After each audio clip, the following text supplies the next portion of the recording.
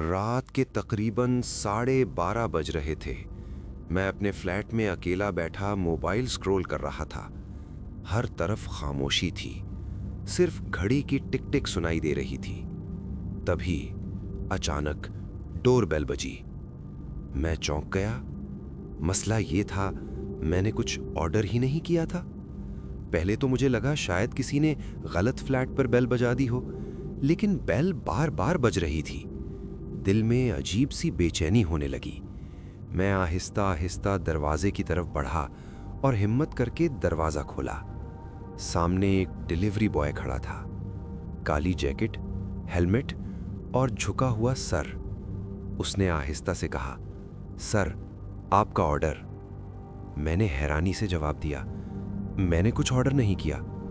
وہ چند سیکنڈ خاموش رہا، پھر آہستہ سے بولا، "سر، آپ ہی کا ہے۔" میرے جسم میں سرد لہر دوڑ گئی۔ میں نے باکس پر نظر ڈالی، کوئی نام نہیں تھا، کوئی ایڈریس نہیں تھا، سب کچھ عجیب لگ رہا تھا۔ میں نے گھبرا کر پوچھا، "کس نے بھیجا ہے؟" ڈیلیوری بوائے نے پہلی بار سر اٹھایا، اور وہ لمحہ آج تک میری زندگی کا سب سے خوفناک لمحہ ہے۔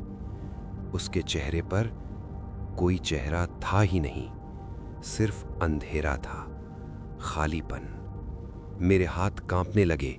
میں پیچھے ہٹا، لیکن اچانک دروازہ خود بخود بند ہو گیا۔ کمرے میں ٹھنڈ بڑھنے لگی۔ میرے ہاتھ سے باکس گر گیا۔ باکس کھل گیا۔ اندر ایک پرانا موبائل تھا۔ اس کی اسکرین خود بخود آن ہو گئی۔ ایک ویڈیو چلنے لگی۔ ویڈیو میں میرا اپنا فلیٹ دکھائی دے رہا تھا، وہی کمرہ، وہی جگہ، لیکن ویڈیو میں نہیں تھا، بلکہ وہ ڈیلیوری بوائے میرے کمرے میں کھڑا تھا۔ میں ساکت رہ گیا۔ اچانک ویڈیو میں اس نے آہستہ سے سر گھمایا اور سیدھا کیمرے کی طرف دیکھا۔ پھر اسکرین پر الفاظ نمودار ہوئے، "اب تمہاری باری ہے۔" میرے پیچھے کسی کی سانسوں کی آواز آنے لگی۔ میں نے ڈرتے ڈرتے پلٹ کر دیکھا، کوئی نہیں تھا، لیکن موبائل اسکرین پر ویڈیو بدل چکی تھی۔